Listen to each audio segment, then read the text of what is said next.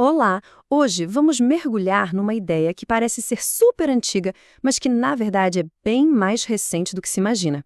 O conceito de raça, da forma como a gente entende hoje, tem só uns 200 anos. É bem surpreendente, né?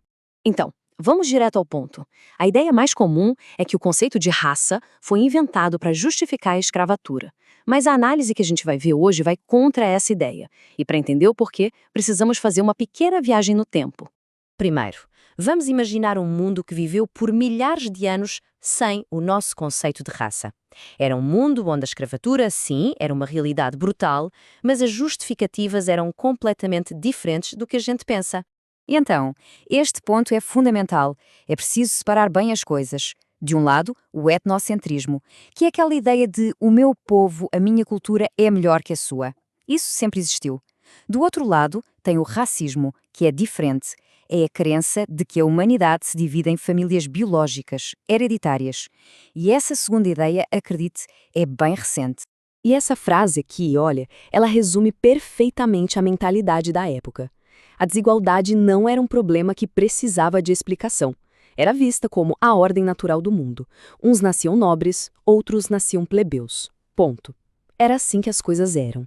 Ou seja, dentro dessa lógica, a escravatura não precisava de uma teoria racial complicada para se justificar. Era só uma consequência da vida. A pessoa era capturada numa guerra, tinha azar. Pronto, virava escrava. Não existia uma crise de consciência sobre isso. Mas tudo isso estava prestes a mudar e de forma radical. Agora a gente chega no ponto de virada, o momento em que uma única ideia radical virou esse mundo de cabeça para baixo. Essa é a história da revolução da igualdade e de como ela acabou criando um problema político que ninguém estava à espera. E pronto, com essa frase, tudo mudou. De repente, instituições que existiam há séculos, como a monarquia absolutista ou a própria escravatura, ficaram muito difíceis de defender. Afinal, se todos nascem iguais, como é que uma pessoa pode ser dona de outra? E o que é fascinante aqui é ver a rapidez com que essa ideia filosófica se transformou em ação política no mundo real. Isso levou a petições, a movimentos populares gigantescos e, claro, à Revolução Haitiana, a única revolução de escravos bem-sucedida da história, liderada por pessoas que se viam como herdeiras da Revolução Francesa. E aqui chegamos ao ponto central do argumento. A escravatura não precisou da raça para existir por milênios e, na verdade, já estava em declínio global quando a teoria racial começou a ganhar força. Isso levanta uma pergunta muito importante. Se a raça não foi inventada para a escravatura, então foi inventada para quê? A resposta a essa pergunta, segundo esta análise, nos leva a um outro fenómeno histórico, o imperialismo do século XIX. E é aqui que se revela o que seria o verdadeiro propósito por trás da invenção da raça. Esse era o novo quebra-cabeças político. As potências europeias queriam construir impérios globais, dominar territórios na Ásia e na África, mas como justificar isso num mundo que agora acreditava que todos os seres humanos são, por natureza, iguais? A solução foi engenhosa e, ao mesmo tempo, terrível. A ideia de raça permitia dizer duas coisas contraditórias ao mesmo tempo. Sim, todos os humanos são iguais na sua essência, mas algumas raças estariam numa fase infantil, precisando da tutela e orientação das raças adultas.